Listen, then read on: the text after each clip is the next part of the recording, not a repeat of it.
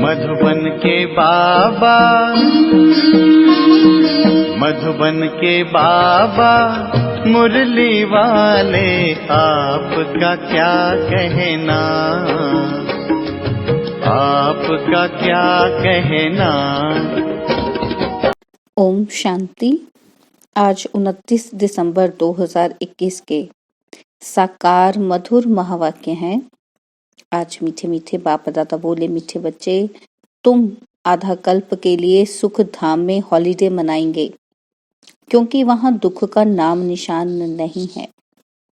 बाबा ने कहा, मीठे बच्चे, तुम आधा कल्प के लिए सुख धाम में हॉलीडे मनाएंगे, क्योंकि वहां दुख का नाम निशान नहीं है। बाबा ने हमसे प्रश्न पूछा कि ब्राह्मण बच्चों को बाप ऐसी कौन सी युक्ति बताते हैं जिस युक्ति से वे अपना जीवन सफल बना सकते हैं। बाबा उत्तर में कहते कि मीठे बच्चे, अपना जीवन सफल करना है तो अपना तन मन धन सब ईश्वरीय सेवा में लगाओ। फॉलो फादर, और फिर देखना इसकी एवज में तुमको क्या मिलता है। आत्मा गोल्डन बन जाएगी, तन भी बहुत सुंदर मिलेगा, धन तो अथाह मिल जाएगा। मुरली का गीत है, आखिर वह दिन आया आज। ओम शांति। जब बाप ओम शांति कहते हैं तो दादा भी ओम शांति कहते हैं, बच्चे भी अंदर में कहते हैं ओम शांति। बाबा कहते हैं, जब कोई भाषण करते हैं तो ओम शांति कहते हैं, और वहां सब बैठे हुए भी कहते हैं ओम शांति। बाबा कहते हैं, रिस्पॉन्ड जरूर देना होता है। अभी तुम बच्चे समझते हो कि आत्माओं और परमात्मा का अभी मिलन हो रहा है। गाया भी हुआ है, आत्मा परमात्मा अलग रहे बहुकाल। जिससे बहुकाल अलग रहते हैं उनसे ही सम्मुख मिलते हैं। वह आते हैं अपना पार्ट बजाने। भक्ति मार्ग में जिसको इतना ढूंढते रहते हैं, आखिर वह दिन भी आता है जबकि बाप से मिलना होता है। सिर्फ एक भारत ही अविनाशी खंड है, बाकी सब है विनाशी खंड। नई दुनिया में तो सिर्फ भारत ही होता है। भारत का कभी विनाश नहीं होता है, यह तो है ही। अभी तो कितने खंड हैं। भारत में जब देवी देवताओं का राज्य था तो वहां कोई खंड नहीं था, सिर्फ भारतवासी ही थे और कोई मनुष्य नहीं थे। भारत में सिर्फ सूर्यवंशी देवी देवताओं का राज्य था। अभी उनके सिर्फ चित्र रह गए हैं, यादगार तो रहना चाहिए ना। बाबा कहते, पहला कितना छोटा झाड़ होता है, इसको कहा जाता है राम राज्य, ईश्वरीय राज्य। ईश्वर की स्थापना है ना। अभी तो है आसुरी स्थापना और सत्युग की है दैवी स्थापना। ईश्वर की स्थापना, बाबा कहते ईश्वर की स्थापना आधा कल्प चलती रहती है, और फिर आसुरी स्थापना होती है जिसको रावण राज्य कहा जाता है। वह है निर्विकारी दुनिया और यह है विकारी दुनिया। दुनिया में कोई जानते नहीं कि यह दुनिया का चक्र कैसे फिरता है। देवी देवता फिर कहाँ गए, पावन सो फिर पतित कैसे बने। सीढ़ी उतरना होता है ना। बाबा कहते कलाएं कम हो जाती हैं। जैसे चंद्रमा को ग्रहण लगता है तो कहा जाता है दे दान तो छूटे ग्रहण। अभी बाप कहते हैं कि 5 विकारों को छोड़ो। जब तुम रावण की जेल से छूटेंगे तो राम राज्य स्थापन हो जाएगा, और वहां यह 5 विकार होते नहीं। यह भी किसी को पता नहीं। मनुष्य समझते हैं ये सदा से ही चले आते हैं। दुनिया में मनुष्यों की है अनेक मत और तुम्हारी है एक मत। इसको कहा जाता है अद्वैत मत, और यहाँ है आसुरी मत। बाबा कहते तुम जानते हो, हम भारतवासी राम राज्य में थे, पूज्य सो पुजारी बने हैं। तुम बच्चों की बुद्धि में ये नॉलेज अभी बैठी है। हम ही पूज्य थे, फिर पुनर्जन्म लेते लेते पुजारी बने हैं। वह समझते हैं कि परमात्मा ही पूज्य पुजारी बनते हैं, उनकी ही सारी लीला है। अभी परमात्मा ही परमात्मा है, कि सभी परमात्मा ही परमात्मा है। यह सबसे बड़ी भूल है। बाबा कहते अभी तुम बच्चों को तो खुशी होती है, जिस बाप को आधा कल्प याद किया है अब वह मिला है। कहते हैं दुख में सिमरन सब करें, सुख में करे न कोई। वही आत्माएं फिर दुख में आती हैं तो बाप को याद करती हैं। सत्युग में कोई भी बाप को बुलाएंगे नहीं। तो अभी आत्माओं का परमात्मा से, परमात्मा का हम आत्माओं से मेला होता है। बाप ही ज्ञान का सागर है, इसमें पानी के सागर की बात नहीं। संगम पर देखो कुंभ का कितना बड़ा मेला लगता है। अभी सच्चा सच्चा मेला तुम्हारा लगा हुआ है। सब तो इकट्ठे मिल नहीं सकते, कोई कहाँ से आते हैं। मेले पर कितने लाखों मनुष्य जाते हैं स्नान करने। जन्म जन्मांतर यह स्नान करते आए हैं। कहते हैं ये मेला लगता ही रहता है। छोटा और बड़ा कुंभ भी कहते हैं। अब बाप तो एक ही बार आते हैं पतितों को पावन बनाने। गंगा पतित पावनी है तो क्या वह ज्ञान सुनाएगी? यहाँ तो पतित पावन बाप बैठ सृष्टि के आदि मध्य अंत का ज्ञान सुनाते हैं। बच्चे जानते हैं अभी दुनिया की हालत क्या है। विनाश तो बच्चों ने देखा है। अर्जुन तो यह ब्रह्मा ठहरा ना, यह तो था मनुष्य का रथ। यह बताते हैं कि हमने विनाश भी देखा, अपनी राजधानी भी देखी, तब छोड़ा। ब्रह्मा बाबा की बात कर रहे हैं ना, कि ब्रह्मा बाबा कहते कि मैंने विनाश भी देखा और अपनी राजधानी भी देखी, तो छोड़ दिया सब कुछ, इस दुनिया से ममत्व, तो घर आदि सब कुछ फट से छोड़ दिया। विनाश तो होना ही है, यह कोई नई बात नहीं है। बाबा कहते ये है ईश्वरीय दरबार, इसमें कोई पतित को बैठना नहीं चाहिए, नहीं तो वह एकदम रसातल में चला जाएगा पतित बनने से। इसलिए पतित को आने का हुक्म ही नहीं है। ऐसे कोई आ जाते हैं, समझते हैं इन्हों को क्या पता कि हम विकार में गए। बाबा कहते ये बड़ी गंदी चीज है। विलायत में 4-5 बच्चे पैदा करने वालों को इनाम मिलता है और सत्युग में तो एक ही बच्चा होता है, सो भी विकार की वहां बात नहीं। बाबा कहते वहां तो रावण राज्य ही नहीं, वह है राम राज्य। कन्या शादी करती है तो कन्या को गुप्त रीति से बहुत कुछ देते हैं, जो किसी को पता नहीं पड़ता। बाप भी कहते हैं बच्चे तुमको गुप्त दान देता हूँ, किसी को पता पड़ता है क्या कि हम क्या दे रहे हैं? यह है गुप्त। बाबा कहते कोई समझ नहीं सकते कि यह बीके विश्व के मालिक बनेंगे। यह तुम अभी समझते हो कि हम विश्व के मालिक थे और फिर 84 जन्म लेते हैं। हम कल्प कल्प बाबा से वर्षा लेते हैं, कहते हैं बाबा हम कल्प कल्प आपसे मिलते हैं। कल्प पहले भी मिले थे। बाबा को ही राम कहते हैं, राम त्रेता वाला नहीं, उनको तो सिर्फ उनका बच्चा ही बाबा कहेगा। यह तो है बेहद का पाप। अब बाप तुम बच्चों को कहते हैं कि तुम बच्चों को दैवी गुण धारण कर ऐसा बनना है। इन देवी देवताओं की कितनी महिमा करते हैं, परंतु समझते कुछ भी नहीं। कहते हैं अच्युतम केशवम, अब कहाँ राम कहाँ नारायण। बाबा कहते सबको मिला देते हैं, अर्थ कुछ भी नहीं निकलता। अभी तुमको नटशल में सब कुछ समझाया जाता है। द्वापर से लेकर यह भक्ति मार्ग शुरू होता है। 84 का चक्र लगाकर नीचे उतरना ही है। 84 जन्म गाए जाते हैं। बाबा ने पूछा यहाँ तुम बैठे हो तो क्या सब 84 जन्म लेंगे या कोई 80-82 जन्म भी लेंगे? बाबा ने पूछा तो बाबा कहते क्या सब पास होंगे?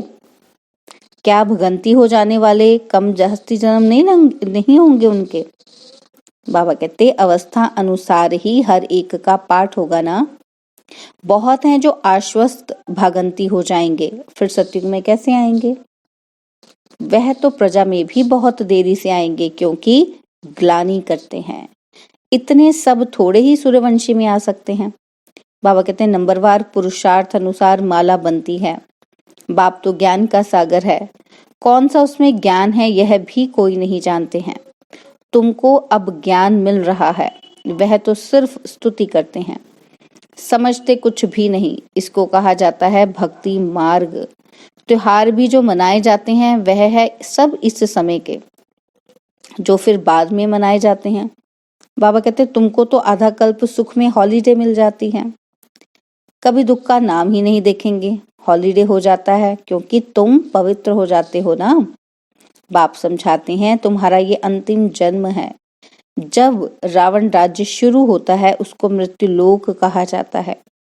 मृत्युलोक मुर्दाबाद, अमरलोक जिंदाबाद होता है। दुख सुख राम और रावण का ये खेल है। राम द्वारा तुम राज्य पाते हो, रावण द्वारा तुम राज्य गवाते हो। बाप कहते हैं तुम अपने जीवन को नहीं जानते हो और कोई ऐसे कह ना सके।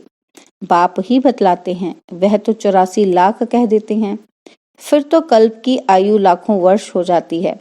कुछ भी बुद्धि में नहीं आता जो इन बातों को समझ सके। कल्प की आयु भी रॉन्ग लिख दी है। यह शास्त्र आदि सब भक्ति मार्ग के हैं।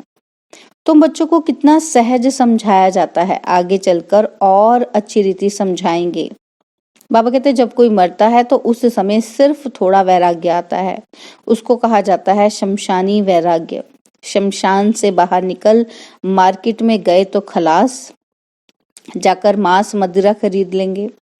बाबा कहते तुम बच्चों को इस समय है सारी पुरानी दुनिया से वैराग्य। बाबा समझाते हैं वैराग्य 2 प्रकार का है। निवृत्ति मार्ग वालों का है हद का वैराग्य, और यह प्रवृत्ति मार्ग के लिए ज्ञान देंगे ही नहीं।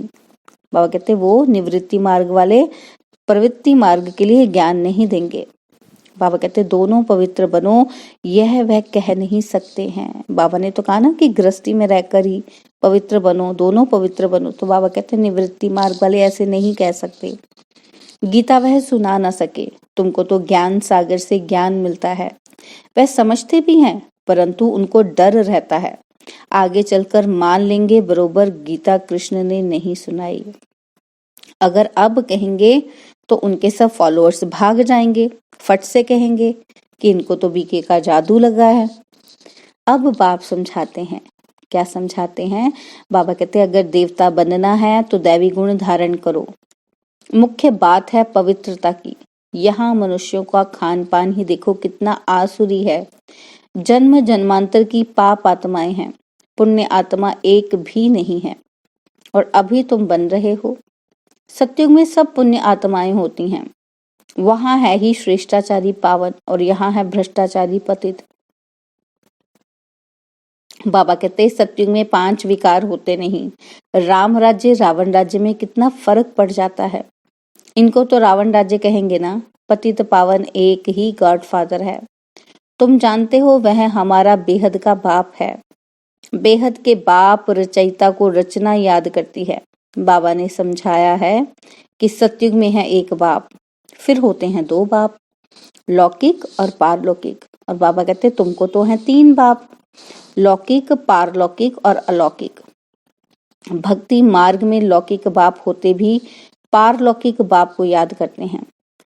यहाँ तो यह वंडरफुल है, बाप और दादा दोनों बैठे हैं, यह भी तुम बच्चे जानते हो और फिर घड़ी घड़ी भूल जाते हो। प्रजापिता ब्रह्मा तो गाया हुआ है ना, वह अभी ही मिलता है। प्रजापिता ब्रह्मा है साकार और वह है निराकार। निराकार और साकार दोनों इकट्ठे हैं, दोनों का हाईएस्ट पोजीशन है। इनसे बड़ा कोई होता नहीं। और कितना साधारण रीति बैठे हैं। पढ़ाई भी कितनी सहज है बच्चों के लिए। बाप सिर्फ कहते हैं अपने को आत्मा समझो।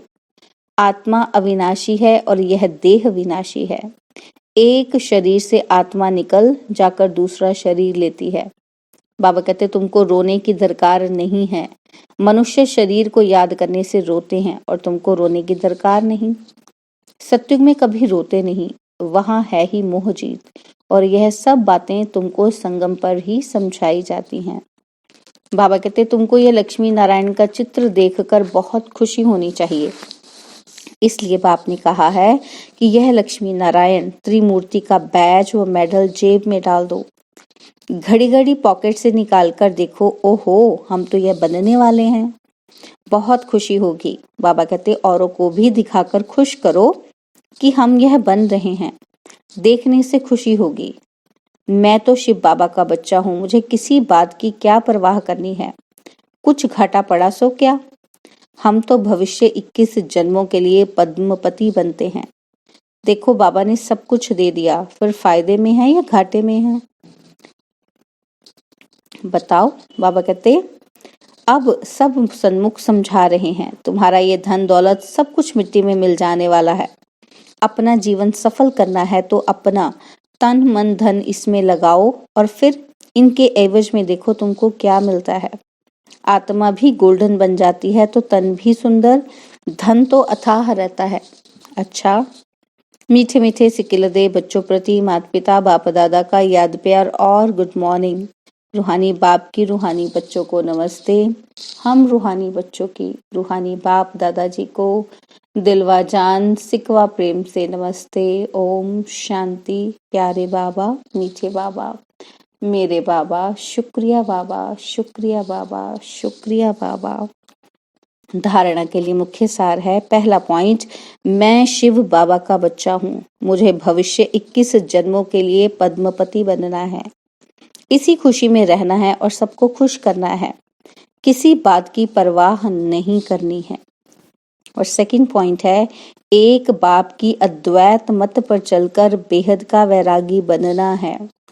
एक बाप को फॉलो करना है। और वरदान दिया है बाबा ने आज, रुहाब और रहम के गुण द्वारा विश्व नव निर्माण करने वाले विश्व कल्याणकारी भव। रुहाब और रहम के गुण द्वारा विश्व नव निर्माण करने वाले विश्व कल्याणकारी भव। विश्व कल्याणकारी बनने के लिए मुख्य 2 धारणाएं आवश्यक हैं। एक ईश्वरीय रुहाब और दूसरा रहम। अगर रुहाब और रहम दोनों साथ साथ और समान है तो रूहानियत की स्टेज बन जाती है। तो जब भी कोई कर्तव्य करते हो, वह मुख से शब्द वर्णन करते हो, तो चेक करो कि रहम और रुहाब दोनों समान रूप में हैं। शक्तियों के चित्रों में इन दोनों गुणों की समानता दिखाते हैं। इसी के आधार पर विश्व नव निर्माण के निमित्त बन सकते हो। स्लोगन, बाप के प्यार के पीछे व्यर्थ संकल्प न्योछावर कर दो, यही सच्ची कुर्बानी है। बाप के प्यार के पीछे व्यर्थ संकल्प न्योछावर कर दो, यही सच्ची कुर्बानी है। ओम शांति। और अब यह एक बहुत अच्छी वीडियो भी जरूर देखें।